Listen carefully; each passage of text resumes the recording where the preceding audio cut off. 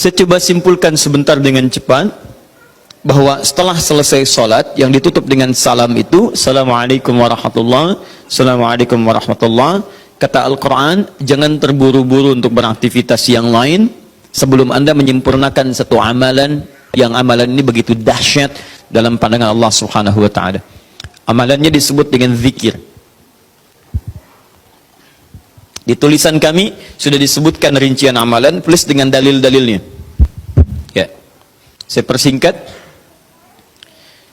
Tema kita adalah tentang amalan pasca salat. Di bagian kedua ini. Baik. Ini tema kita. Kemudian amalan besarnya adalah zikir.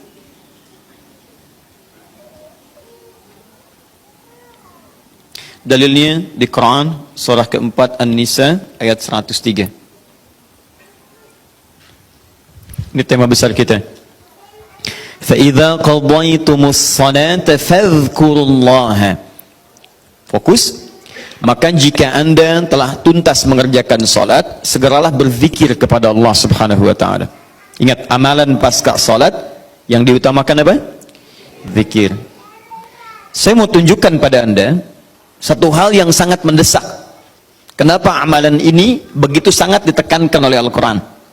Bahkan saking ditekatkannya, kata Allah, perhatikan kalimatnya, qiyaman, baik itu sambil berdiri, wa qu'udan, ataupun Anda punya kesempatan lebih lenggang duduk, wa 'ala junubikum, atau bahkan dalam keadaan Anda sedang payah pun untuk duduk atau bahkan berdiri, boleh sambil berbaring. Perhatikan, saking pentingnya amalan zikir ini, itu Al-Quran seakan menghadirkan semua situasi untuk menggunakan amalan ini. Ya, bukan tidak ingin menoleransi, tapi ada sesuatu yang penting di sini. Saking pentingnya seakan-akan kalau dalam bahasa yang lain, tolong jangan tinggalkan ini.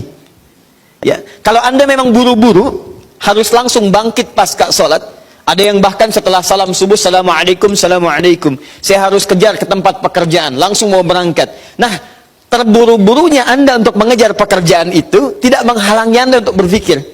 Kalau bisa sambil jalan pun zikir aja, ayo lakukan, kerjakan amalannya. Kalau Anda senggang, duduk dengan tenang, lakukan. Kalau amalan ini tidak penting, mustahil Anda diminta untuk mengerjakannya, sekalipun dalam pekerjaan yang sifatnya darurat Anda mesti lakukan. Paham sampai sini? Baik. Nah, nanti kita akan lihat apa rahasianya amalan-amalan ini, zikir ini. Kemudian kita nanti akan urutkan seperti pertemuan lalu telah saya turunkan beberapa bagian-bagiannya. Nanti kita akan gali apa esensi dan rahasia di balik kalimat-kalimat zikir yang kita sampaikan itu. Baik, saya percepat. Zikir seperti pertemuan lalu adalah setiap aktivitas yang mampu mengingatkan dan mendekatkan kita dengan Allah Subhanahu wa taala. Jadi ada dua nih. Satu ingat, kedua dekat. Awas, ini selalu menyatu, terkait berkelindan, tidak akan pernah berpisah. Di orang yang ingat Allah pasti memiliki kedekatan dengan Allah. Jelas ya? Baik, jadi kalau cuma ingat tidak membuat dia dekat, ini bermasalah. Ketika seseorang ingat pada Allah, hubungannya menjadi dekat dengan Allah. Ketika menjadi dekat, maka dia akan dipelihara oleh Allah Subhanahu wa taala. Dipelihara dari maksiat dan segala yang menyulitkan dia dalam kehidupannya. Makanya mustahil ada orang berzikir tapi berbuat maksiat kepada Allah. Apa nih? Mereknya Akhir TV. Jangan, itu bir. Oh, pakai bismillah dulu lah, mungkin berkurang dosanya dikit. Enggak bisa. Jadi tidak akan bersanding taat dengan maksiat. Anda ingat Allah, mustahil berbuat maksiat. Ya, maaf, seorang karyawan yang ingat Allah tidak akan bermaksiat dalam pekerjaannya. Seorang ibu istri yang ingat Allah tidak akan bermaksiat dalam rumah tangganya. Seorang anak yang ingat Allah tidak akan pernah bermaksiat dalam kehidupannya.